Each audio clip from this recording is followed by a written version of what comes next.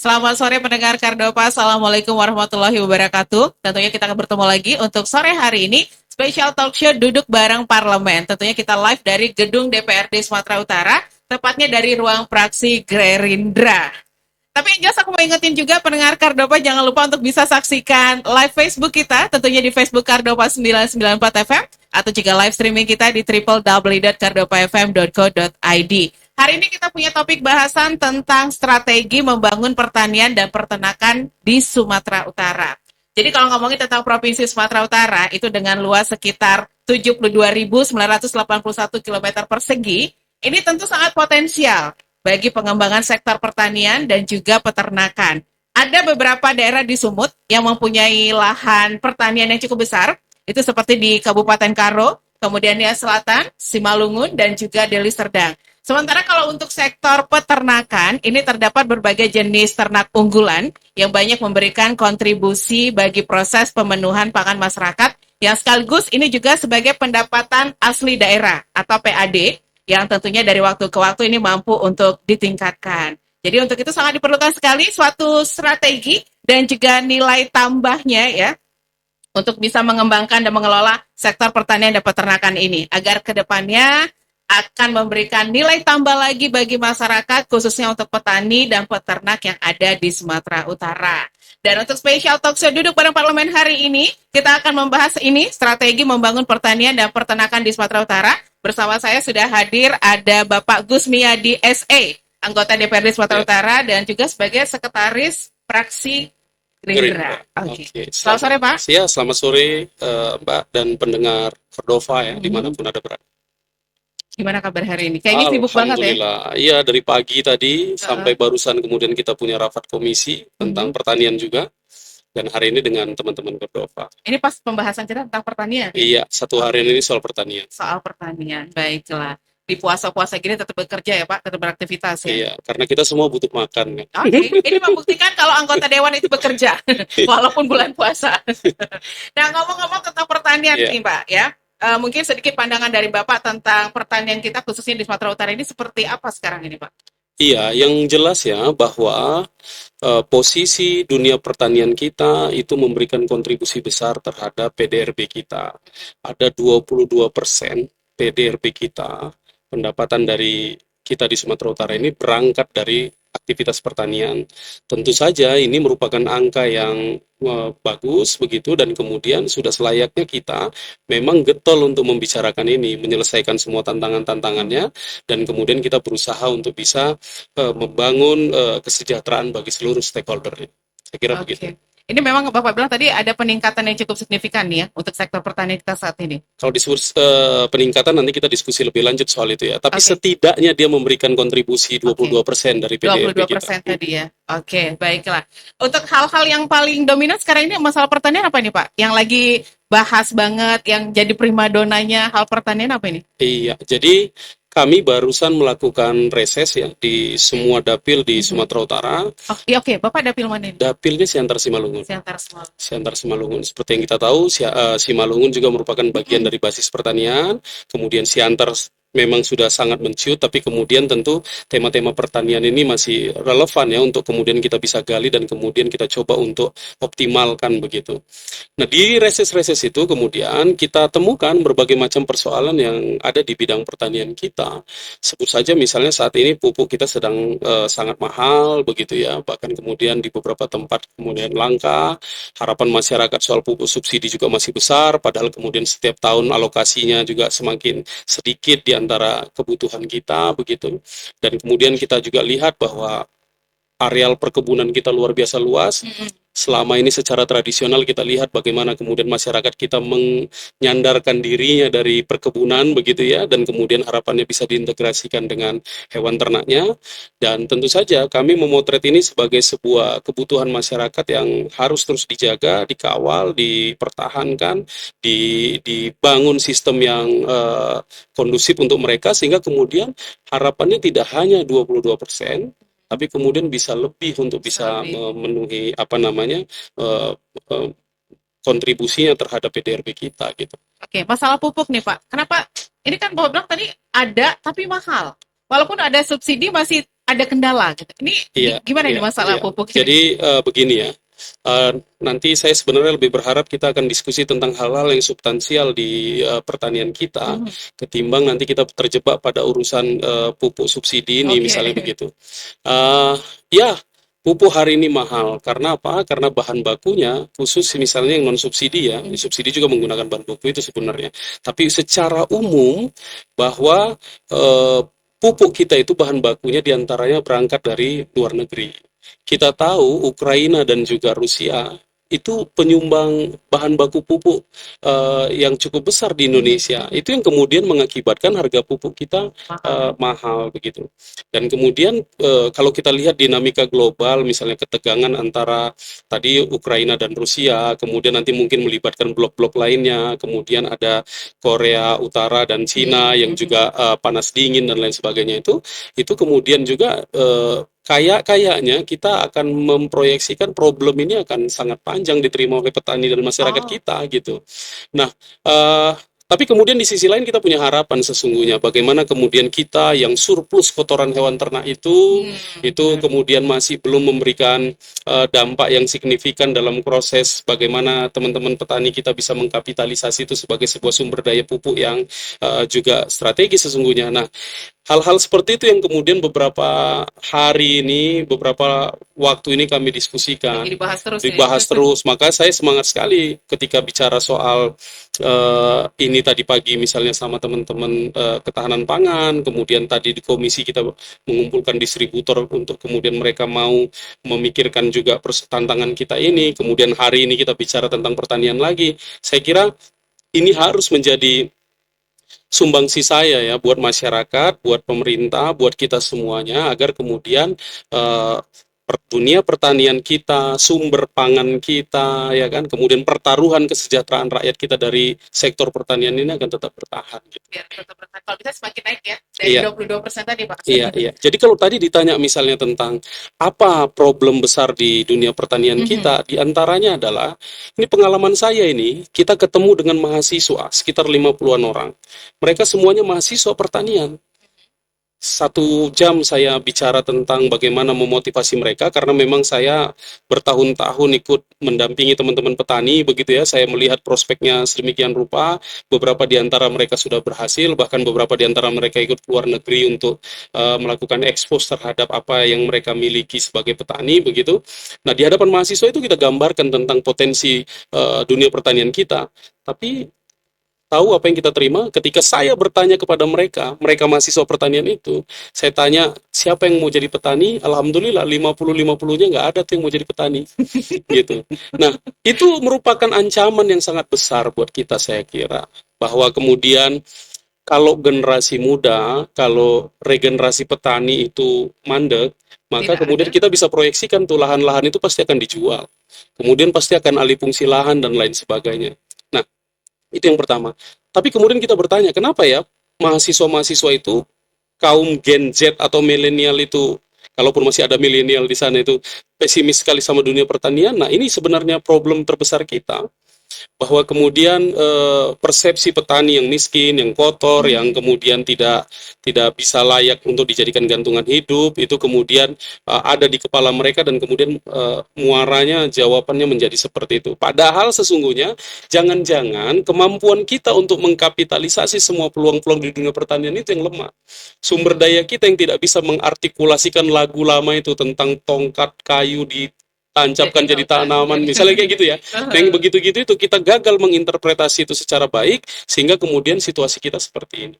Nanti banyak lagi memang runutan-runutan tantangan yang ada di lapangan, tapi setidaknya itu merupakan sebuah cerminan bahwa kita ini sebenarnya sedang menghadapi tantangan yang sangat besar Sangat besar. terhadap dunia pertanian kita gitu. Karena Bapak bilang tadi, persepsi atau stigma masyarakat tadi tentang Iya. petani tadi ya. Iya. Ini berarti bukan suatu pekerjaan yang diidolakan anak-anak zaman sekarang, Pak. Hari ini begitu, walaupun kemudian di lapangan saya melihat, saya punya koperasi peternakan ya, itu anak-anak muda itu sudah mulai banyak yang care terhadap dunia peternakan kita. Nah, kalau di dunia pertanian sudah banyak yang mulai care pada urusan hilir, gitu loh. Nah, ini juga menarik. Nanti saya akan bicara tentang teori pergerakan yang kita bangun selama ini, bagaimana kemudian hilirisasi produk pertanian itu kemudian berhasil untuk mengkoreksi hulu pertanian kita, bagaimana kemudian perlakuan-perlakuan terhadap ladang, kebun dan lain sebagainya sehingga kemudian menghasilkan produk yang kualitas yang baik dan kemudian akhirnya di hilirnya yang selama ini mereka create di lapangan itu bisa menerima asupan bahan baku yang baik pula. Nah, itu kemudian nanti akan mengkoreksi secara langsung bagaimana cara bercocok tanam yang bagus, pupuk apa yang paling diperlukan dan perlakuannya harus seperti apa gitu. Oke, ini kan pertanian dan perkebunan saling berhubungan ya Pak ya? Ya, Kalau kita lihat lahan kebun kita cukup banyak di sini, banyak Ya. sawit-sawit di sini. Iya, ya memang dunia perkebunan kita hari ini nilai tukar petani itu kira-kira itu gambaran bahwa kemudian petani kita ini untung atau rugi ya gitu.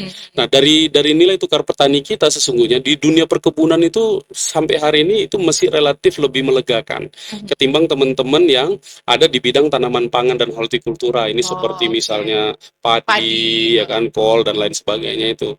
Nah, nilai tukar petaninya artinya potensi kesejahteraan dari angka nilai tukar petani itu memang di sisi di luar perkebunan itu memang masih agak seret-seret ya, agak menjadi tantangan begitu. Nah, ini yang kemudian menjadi PR besar kita. Kita berusaha untuk mengkonsolidasi seluruh stakeholder bangsa ini, setidaknya di Sumatera Utara ini untuk bisa memberikan formulasi yang cukup baik untuk bisa menyelesaikan tantangan ini. Oke. Saya kira Memang begitu. kalau kita lihat seperti Bapak bilang tadi, pertanian pangan tadi, hortikultura tadi agak sedikit rendah ya Pak ya, dibandingkan dengan perkebunan. Ya, Karena kalau nilai kita tukar lihat, petaninya. karena kalau kita lihat memang anak-anak zaman sekarang juga lebih memilih ke perkebunan sawit-sawit gitu. Kesannya jadi toke gitu kan. Yes, benar. Karena itu mungkin yang lebih menjanjikan. Iya. Nah, itu tugas kita. Padahal sebenarnya luas areal pertanian kita di luar perkebunan juga kan nggak kalah luas gitu. Oke. Nah, ini tadi kita udah ngomongin tentang pertanian. Coba kita singgung sedikit tentang peternakan. Bagaimana soal peternakan di Sumatera Utara saat ini? Luar biasa harusnya. Harusnya. Kenapa harusnya nih Pak? Iya, memang ya kita ini banyak sekali bergerak secara tradisional saja. Ada temuan-temuan baru, ada pola-pola beternak baru yang kemudian kadang-kadang juga tidak serta-merta mau kita ikuti. Kalau kita perhatikan ya, kalau saya dalam setiap pertemuan dengan masyarakat tuh kadang mereka nyadar dan ketawa sendiri sebenarnya. Sekarang ini kan untuk belajar apapun mudah ya dengan banyaknya arus informasi itu. Tapi kita memang kalau lihat TikTok, kalau lihat Facebook, kalau lihat YouTube, itu kan senengnya yang joget-joget ya. Sebenarnya banyak hal yang bisa dikapitalisasi dari situ. Nah, dunia peternakan misalnya. Kalau kita mau belajar tentang peternakan, misalnya khususnya untuk penggemukan sapi, domba, kambing misalnya, banyak sekali referensinya. Dan hebatnya, semua cara untuk bisa menggemukkan sapi atau lembu, kerbau, kambing dan domba itu berasal dari limbah pertanian. Dan hebatnya, Sumatera Utara itu adalah lumbung pertanian dan limbah pertaniannya juga banyak gitu loh. Sehingga kalau kita mau merubah sikap kita untuk kemudian mau memperlakukan hewan ternak kita dalam konteks penggemukan menggunakan kaedah-kaedah yang seharusnya bisa diterapkan untuk meningkatkan nilai tambah itu dilakukan, maka sesungguhnya peluang juga akan terjadi. Ada juga yang sifatnya misalnya tadi kan kita bicara tentang penggemukan, ada juga dalam konteks peternakan ini istilahnya itu breeding, artinya dengan diternakkan, dikembangbiakkan gitu ya. Nah, itu konsep yang berbeda. Nah, kalau udah bicara pada level peternakan yang dikembangbiakkan, kita bisa bersandar itu dengan perkebunan kita yang luar biasa banyak, sistem gembala dan lain sebagainya. Walaupun kita tahu misalnya proses penggembalaan itu selalu saja menjadi tema konflik antara masyarakat sekitar perkebunan dengan kebun. Tapi kami di Sumatera Utara sebentar lagi akan segera tuh mengesahkan peraturan daerah integrasi perkebunan dengan peternakan sebagai hasil dari bacaan kami tentang betapa besarnya peluang kita di dunia peternakan kalau seandainya proses integrasi itu terjadi, gitu loh. Nah, oke, sekarang sedang berproses semuanya. Nah, di proses penggemukan ini luar biasa banyak sekali peluang-peluang kita. Jadi kebayang ya kalau kemudian kita punya kemampuan untuk menggemukkan di satu sisi, kemudian bisa melakukan proses pengembangbiakan di sisi lain dengan bersandarkan dengan integrasi dengan perkebunan, maka kemudian potensi swasembada daging di kita Sumatera Utara harusnya bisa tercapai. Harusnya bisa tercapai. Misal di Simalungun. Simalungun sekarang harga daging itu relatif lebih rendah daripada daerah-daerah lain. Karena apa? Karena stok daging di kita itu ada aja kan misalnya sapi-sapi yang apa namanya yang kebutuhan barang potongnya mudah diakses karena memang ternaknya banyak gitu misalnya. Nah, itu terjadi. Dan kalau kita misalnya punya 2 jutaan hektar lahan perkebunan itu terintegrasi, sebut sajalah yang di replanting yang nggak bisa dimasukin ternak itu jumlahnya 1 juta, ada 1 juta lagi, setiap 1 juta hektar kemudian ada 3 ekor di dalamnya, 3 ekor ini loh, 3 ekor di dalamnya, maka kemudian kita punya potensi yang luar biasa. Nah, tinggal 3 ekor aja bisa berkembang biak ya? Tinggal penggemukannya. Nah, penggemukannya nanti seperti apa, itu semua sudah ada ilmunya. Nanti kalau misalnya kita butuh mendetailkan itu akan saya jelaskan bagaimana proses penggemukan itu Proses menjadi penggemukan tadi ya. Tapi kayaknya untuk Sumatera Utara saat ini masih mengimpor daging gitu, Pak? Masih kan? banyak sekali, kita puluhan ribu, kalau nggak salah angkanya sekitar 30-an ribu ton kita butuh setiap tahunnya. Padahal Apalagi kita mau menjelang Lebaran. iya, makanya sebenarnya kan sayang ya, Ya. kita punya potensi luar Kenapa biasa. nggak kita olah sendiri Iya. gitu? Tapi ternak yang jadi unggulan saat ini apa nih, Pak? Ya, saat ini kalau sapi ya tetaplah, Tetap karena memang kan ya. kebutuhannya, buktinya tadi misalnya kita import ya, kemudian kambing domba, domba kita ini itu luar biasa itu menjadi lumbung untuk kemudian diekspor keluar. Nah, Itu kan semua kulitnya bermanfaat. iya gitu. Nah, konsumsi misalnya di daerah Malaysia, Singapura, ya kan, Brunei dan lain sebagainya itu rata-rata dombanya itu berangkat dari kita. Bukan hanya sekedar itu, yang lebih memprihatinkan dan kami sekarang sedang ingin mengunci persoalan itu lewat Perda. Sapi-sapi kita eh tadi domba ya, karena sekarang sapi-sapi kita lembu begitu, itu setiap tahunnya bisa sampai 8.000 ekor loh keluar ke provinsi lain. 8.000 ekor. Kayaknya keren gitu. Tapi sebenarnya ini merupakan ancaman buat kita karena kemudian menjadi tidak terkontrol sama sekali. Dan kemudian kalau itu terjadi terus-menerus, maka kita kemudian akan menjadi sulit itu tadi bicara tentang swasembada daging dan lain Jadi sebagainya. kesulitan ini. Iya. Oke. Tapi kalau berbicara tentang kondisi para petani, para peternak di Sumatera Utara saat ini seperti apa kalau menurut Bapak? Ya, Kondisi mereka. puncaknya adalah ketika mahasiswa tadi tidak ingin menjadi petani. Oke. Nah, ya kan itu ya. Itu puncaknya itu. Artinya apa memang sekarang kondisi petani kita itu ya dalam situasi yang relatif memprihatinkan gitu ya. Karena apa? Karena banyak hal gitu. Apalagi di tengah pupuk yang mahal seperti sekarang. Kemudian rantai distribusi kita terlalu panjang.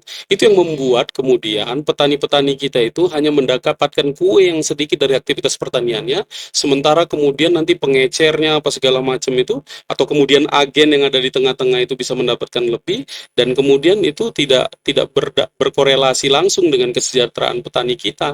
Nah, ini kan harus dicarikan lagi jalan keluarnya misalnya. Kemudian harus diakui loh ya bahwa sumber daya kita dalam mengelola potensi pertanian itu juga masih terbilang harus lebih didorong lagi kapasitasnya sehingga pengetahuan dan lain sebagainya itu bisa memberikan kontribusi terhadap keberhasilan mereka. Itu menjadi persoalan yang lain. Yang selanjutnya misalnya mekanisasi.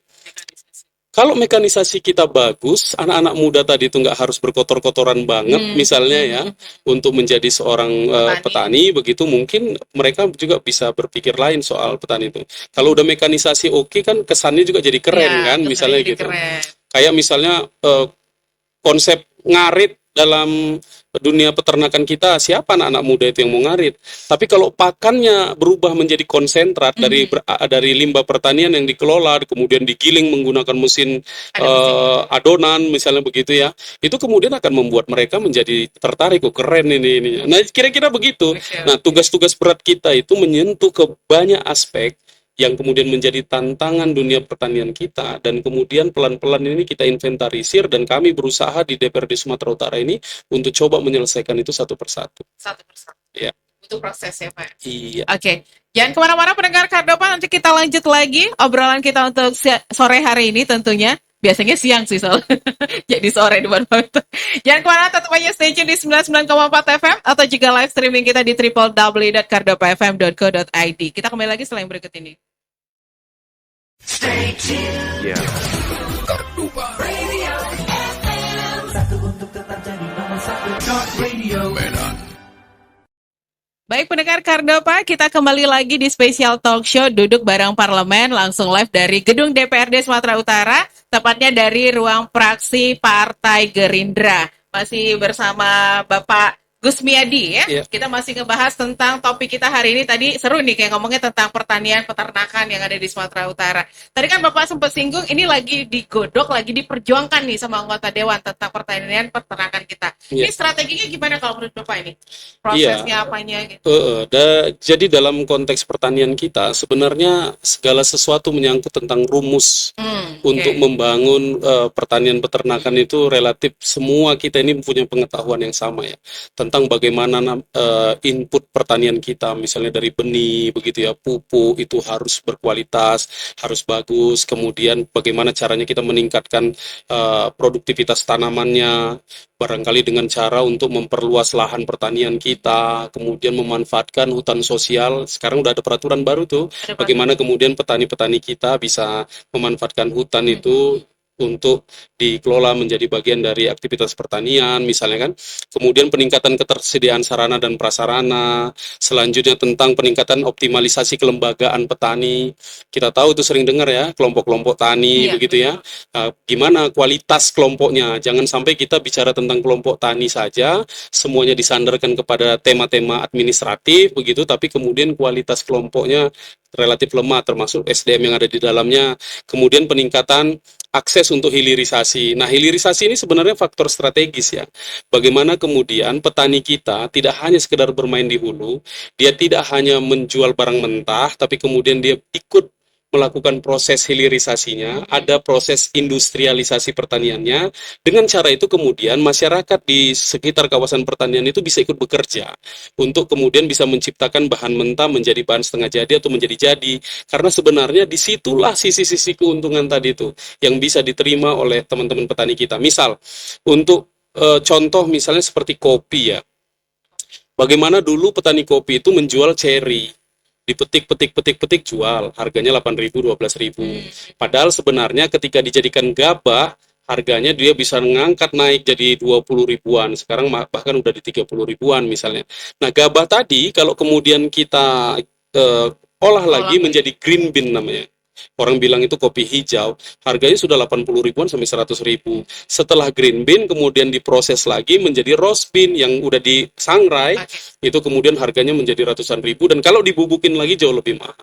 Petani-petani kita itu kalau dia kelola langsung itu harganya sekarang udah 250 sampai 300 ribuan 1 kilo. Kebayangkan bagaimana kemudian proses dari ladang sampai kemudian jadi dihilir sampai jadi bubuk dan sebagainya itu gap harganya luar biasa. Dan kalau ini dikerjakan oleh petani-petani kita dengan sarana prasarana yang tadi saya sebut di depan tadi itu bisa dilakukan, maka kemudian petani kita bisa berpotensi menjadi lebih sejahtera. Kemudian kemudian tentang akses permodalan. Akses permodalan ini yang kemudian teman-teman, ini yang kemudian membuat petani-petani kita menjadi kadang-kadang kalah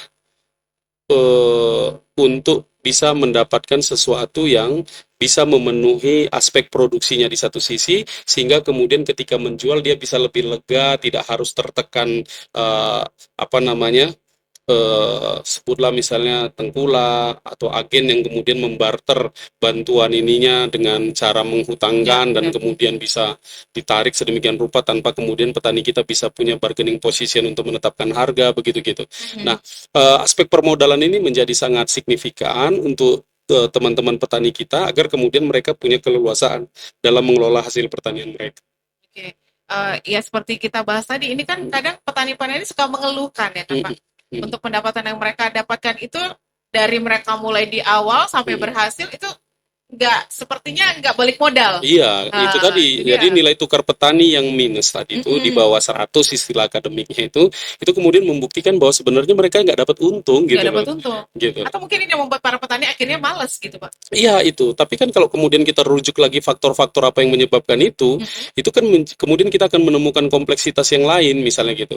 Inputnya tadi, misalnya benihnya tidak cukup unggul, kemudian sumber daya manusianya tidak cukup kompeten untuk bisa mengelola itu secara ideal. Kemudian sarana prasarananya ini kan juga akan sangat mempengaruhi kemudahan produksi, dan tentu ini kaitannya dengan biaya gitu-gitu loh. Itu semuanya menjadi satu kesatuan yang kompleks yang memang menjadi tantangan kita gitu. Ini terkait dengan isu tadi ya, Pak? Iya. Oke. Kalau sekarang ini mungkin masalah-masalah yang paling parah dihadapi di lapangan apa ini, Pak? Iya, kalau bagi saya ya, nanti kalau kita tanya petani, mereka akan teriak pupuk tuh. Pasti. Tapi sebenarnya menurut hemat saya yang ini harus jeritan para petani pupuk. yang harus kita benahi itu yang paling utama adalah sumber daya manusia kita, SDM kita. SDM petani kita itu bukan hanya sekedar pengetahuannya mengelola komoditas pertanian yang dia jalani begitu, tapi juga termasuk persepsi dia untuk kemudian mau melakukan perubahan-perubahan yang diperlukan. Misalnya sekarang begini, saya kira semua orang yakin bahwa pupuk organik itu bisa menjadi solusi terhadap produktivitas lahan kita, meskipun misalnya karena kita sekarang ini sudah sangat terbiasa dengan pupuk kimia, untuk beralih ke organik kita tidak ingin berkorban, takut gagal dan lain sebagainya, ya kan? Tapi kemudian di sisi yang lain sesungguhnya itu kebutuhan substansial kita, bahwa pupuk organik ini bisa mempermudah kos produksi, bisa juga kemudian untuk membuat tanaman pertanian kita itu bisa lebih berkelanjutan kan. Tapi kemudian ketika kita harus mengeksekusi itu kan kita relatif enggan. Nah, jadi maksud saya pemahaman-pemahaman itu tidak tuntas dalam konteks implementatif gitu loh. Nah, sehingga kemudian di tengah peluang kita yang sangat banyak dengan surplusnya kotoran hewan, kemudian banyaknya cara untuk kita bisa membuat pupuk organik cair misalnya gitu ya. Tapi kan kemudian juga tidak tidak cukup bisa diterima langsung oleh masyarakat kita, karena memang dengan pupuk kimia itu bisa lebih cepat, kesannya menjadi sangat instan gitu, dan kemudian kita sangat terbiasa dengan situasi seperti itu sehingga kita jadi sulit untuk bisa melakukan perubahan gitu. Oke. Seperti Pak bilang tadi, takut Pak untuk mencoba, takut gagal tadi. Nggak mau coba-coba nih kayak gitu. Karena udah terbiasa dengan pupuk kimia tadi. Padahal kalau bicara keberlanjutan kan mungkin pupuk organik itu bisa menjadi solusi kan. Gitu. Nah, bagaimana dengan dukungan Pemprov nih Pak terhadap petani dalam pengembangan pertanian dan peternakan di Sumatera Utara? Apakah Pemprov sangat mendukung? Yang diperjuangkan Pak Dewan nih. Iya, jadi teman-teman, tadi di forum pertama kami di Hotel Mercure, saya menyampaikan kira-kira seperti ini. Segala teori kita untuk bisa menyelesaikan persoalan pertanian ini sesungguhnya sudah duduk kepada pemahaman yang sama. Tapi problem besarnya adalah komitmen.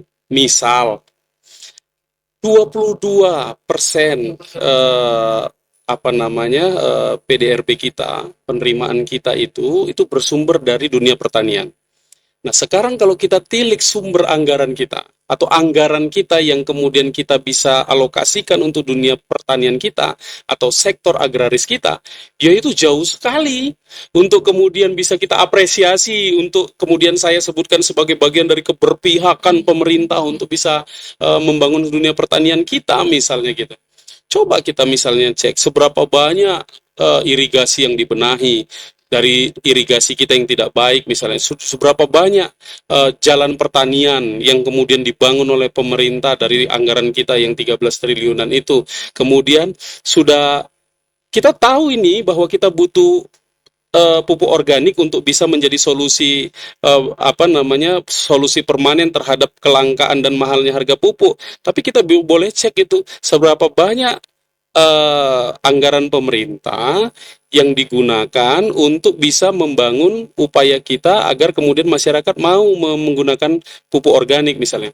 Coba alokasi pupuknya berapa, kemudian demplotnya, demplot itu adalah lokasi percontohan untuk meyakinkan petani kita. Itu minim sekali gitu loh. Masih minim. Minim sekali. Maka kemudian ya tentu ya kita nggak boleh berhenti ya. Saya kira teman-teman kita ini, kita semualah begitu ya, harus melihat bahwa pertanian ini memang harus kita selamatkan. Atau kemudian kita akan kehilangan lahan pertanian karena tidak menjanjikan, karena kemudian kaderisasi kita dalam konteks pertanian dari tahun ke tahun akan semakin lemah gitu. Kalau kayak gini terus ya Pak? Iya. Berarti masih kurang support nih Pak, karena dana minim tadi. Sejauh ini kita rasa kita membutuhkan anggaran yang lebih besar untuk dunia pertanian kita. Dunia pertanian. Berarti ini termasuk seperti Bapak bilang, ini kalau masalah on the track sudah belum? Ya memang apa ya, ada beberapa hal yang barangkali dibanggakan, Yang sudah ya. bahwa kemudian kita beras surplus, bahwa kemudian kita cabai merah surplus, kemudian beberapa item seperti jagung itu kita juga surplus begitu loh. Tapi saya khawatir ya bahwa surplusnya kita terhadap komoditas-komoditas itu bukan by strategi gitu loh. Itu karena banyak faktor eksternal dan lain sebagainya ya kan, yang kemudian membuat situasi menjadi seperti itu. Betul ada bantuan pertanian apa segala macam begitu ya, tapi kalau kemudian kita coba rinci secara detail, saya kira ya itu penting juga untuk didiskusikan, atau kemudian bahasa lebih jauhnya lagi digugat begitu, benar nggak karena treatment itu kemudian kita bisa surplus di beberapa komoditas gitu. Oke. Ini kita terkait tentang masalah yang dihadapi di lapangan, termasuk tadi Bapak bilang generasi muda yang sulit sekali kayaknya terjun ke dunia pertanian. Iya. Kuliah udah tinggi-tinggi, mungkin sampai ke luar negeri, harus balik ke kota asal untuk sebagai petani. Mungkin Bapak ada pesan khusus nih buat anak-anak muda kita lah ini kan. Sebenarnya jadi petani itu bukan suatu yang gimana sih Pak? Bukan suatu yang hina, bukan suatu yang rendah gitu ya. Betul.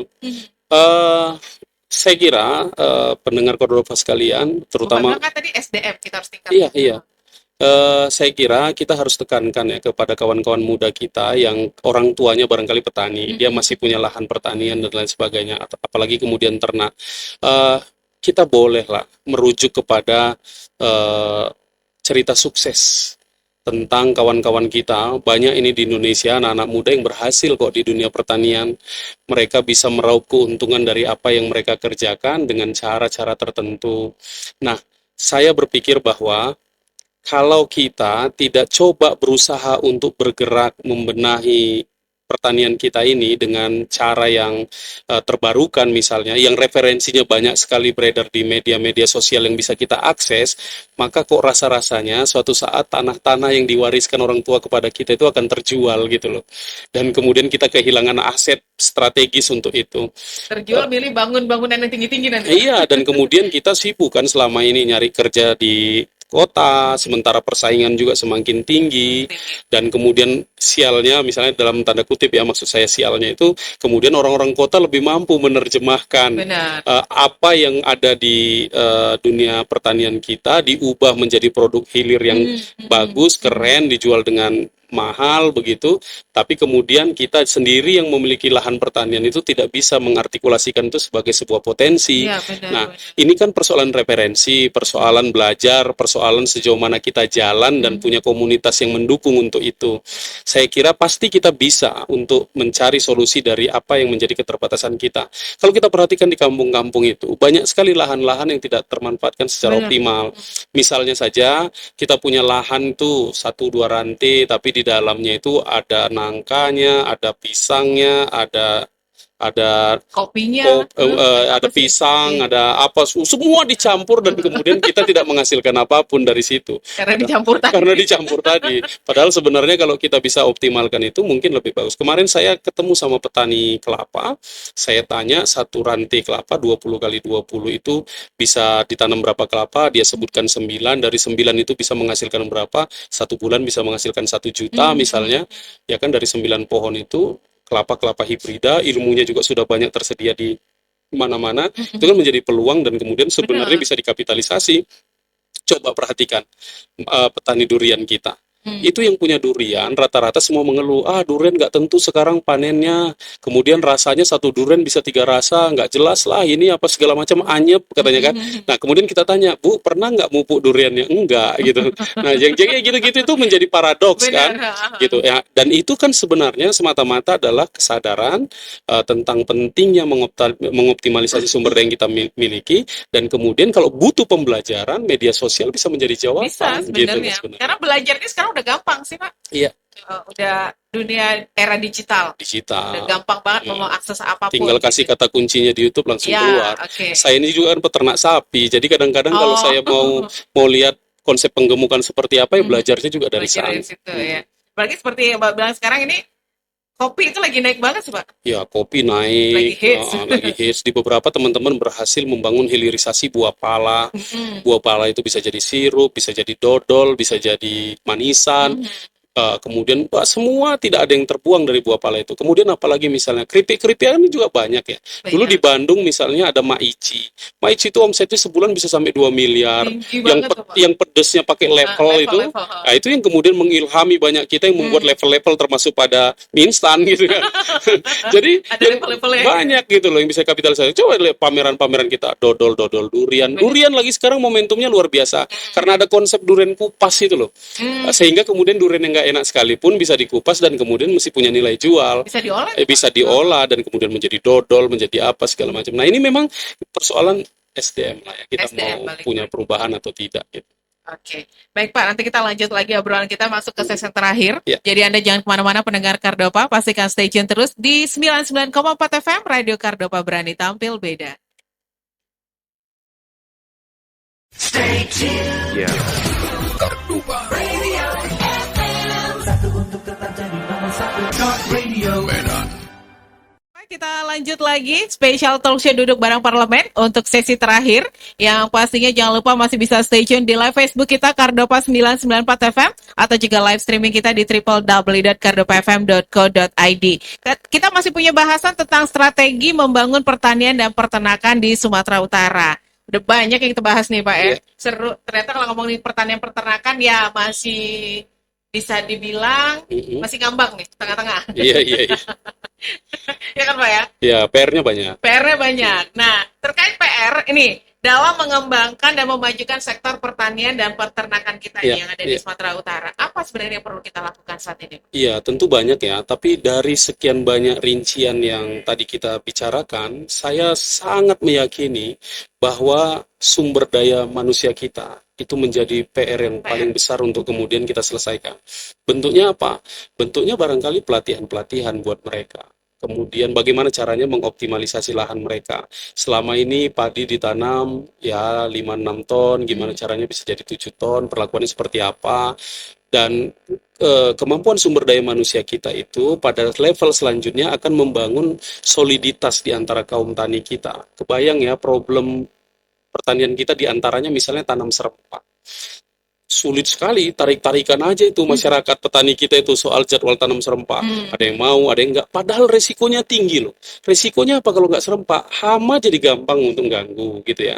Nah, kemudian apalagi tanam serempak dalam konteks komoditasnya. Ada yang nanam padi, ada yang nanam jagung, ada yang nanam ini. Itu juga lagi-lagi hamanya, tantangannya juga berat. Nah, kalau sumber daya manusianya sampai pada level kesadaran yang cukup, maka kemudian persoalan itu kan nggak mudah, apalagi nggak sulit lagi untuk dikonsolidasi, misalnya seperti itu. Di sisi yang lain misalnya ada input pertanian. Input pertanian itu misalnya bagaimana pupuk tadi kita benahi.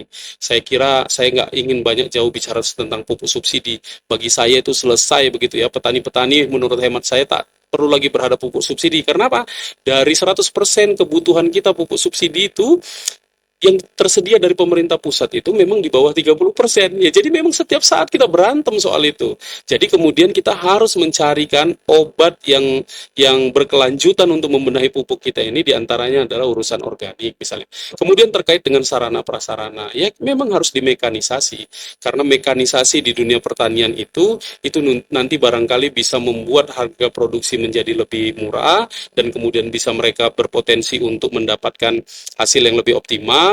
Dan kemudian mereka bisa menciptakan industrialisasi di pertanian sehingga kemudian rantai distribusi dan produksi kita menjadi lebih minim atau rendah, sehingga kemudian hasilnya juga lebih banyak dinikmati oleh petani kita, dan kemudian bagaimana kelompok-kelompok tani tadi yang saya berpikir hanya bersifat administratif selama ini tanpa mempertimbangkan kualitas anggota-anggotanya itu bisa juga dibenahi, dan kemudian permodalan juga nanti bisa bagus, dan semuanya itu akan bermuarah pada keyakinan anak-anak muda kita, kaum milenial, kaum Gen Z ini untuk merasa percaya bahwa dunia pertanian adalah merupakan solusi masa depan mereka. Nah, tapi secara item per item, tantangan-tantangan tadi itu tentu harus diselesaikan lagi, misalnya tentang permodalan. Sekarang memang sudah ada fasilitas itu, pinjaman bagi petani tapi tidak berbentuk uang, tapi berbentuk semua kebutuhan mereka untuk dunia pertaniannya, misalnya begitu. Atau kemudian Provinsi Sumatera Utara sebenarnya punya sekarang badan usaha khusus pangan. Dan harapan saya sebenarnya ketika saya memperjuangkan anggaran untuk mereka itu adalah mereka bisa menjadi cantolan bagi petani, sehingga mereka tidak harus terjebak utang, pupuk dan lain sebagainya pada sektor swasta. Kalau BUMD kan yang handle itu bisa lebih memudahkan mereka, misalnya bisa lebih banyak kemudahan-kemudahan. Tapi semua persepsi tentang bantuan, tentang permodalan dan lain sebagainya itu masih mendapatkan tantangan di sumber daya petani kita. Kadang-kadang ada bantuan modal juga berubahnya bukan jadi pupuk, bukan jadi pestisida, bukan jadi tapi berubah jadi TV, menjadi handphone, menjadi motor dan lain sebagainya kan. Nah, yang seperti itu menjadi tantangan. Tapi saya memperkirakan bahwa sumber daya manusia kita itu merupakan sebuah tantangan yang sangat besar untuk menjadi prioritas kita untuk membenahi dunia pertanian kita. Sampai tahun 2023 ini untuk urusan pangan kita tercukupi nggak, Pak? Ya, sampai sejauh ini masih oke lah. Masih oke ya, masih aman ya. Iya, bahkan di beberapa item tadi saya sampaikan itu masih surplus, walaupun kemudian tantangannya ada ya pupuk mahal dan lain sebagainya. Sekarang ngerasain nggak harga beras lagi kenceng-kenceng? Ya itu. Banget nih, Pak, harga beras naik. Saya juga begitu, jadi kayak ibu-ibu, karena kalau setiap saya pertemuan kadang-kadang ada beras yang kita berikan kan, jadi kita tahu juga harga beras gitu. Oh, harga beras, oke. Pak, ini waktu kita sudah mau habis, mungkin ada yang pengen disampaikan ini untuk terkait topik bahasan kita, mungkin ada Bapak pesan khusus selain juga menyampaikan untuk pesan Ramadan. Iya. Yang pertama ya, saya ingin menitik beratkan kepada pemerintah, karena kita ini sebagai orang yang memiliki kekuasaan, baik di legislatif maupun di eksekutif, tampaknya kita udah harus sampai pada kesadaran penuh tentang bagaimana teori-teori itu hanya membutuhkan keberpihakan, praktek yang konkret untuk kemudian bisa diimplementasikan secara tepat di tengah-tengah masyarakat kita. Tadi bicara tentang teori input, sarana prasarana, permodalan, apa segala macam itu kita hatam. Dan kalau bicara tentang diskusi-diskusi seperti ini, mungkin itu akan selalu kita sebut-sebut. Tapi ketika sampai pada level praktek menguji bagaimana keberpihakan anggaran kita dialokasikan untuk hal-hal seperti itu, maka kemudian itu menjadi pertanyaan besar kita. Maka kemudian ini harus kita selesaikan. Yang kedua, di tengah tantangan yang sangat sulit hari ini, di tengah banyaknya sumber daya kita yang bisa kita manfaatkan dalam dunia pertanian, ya memang kita harus melakukan perubahan. Bahwa kemudian kita sudah harus tidak hanya bermain-main di hulu, tapi juga mau bicara pada level hilir gitu ya.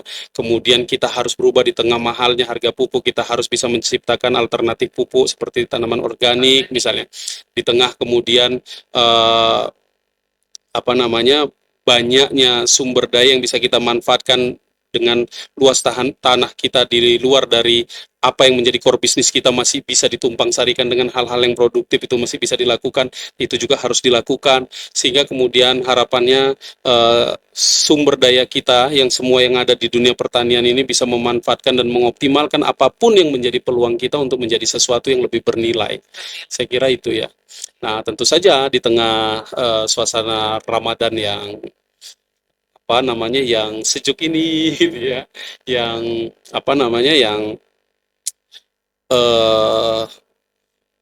damai gitu ya, kan kalau Ramadan itu kesannya memang selalu adem gitu. Nah, tentu ini bagus ya untuk kita merefleksikan diri. Kadang-kadang kan persoalan iman itu tidak hanya bersifat vertikal, tapi juga horizontal.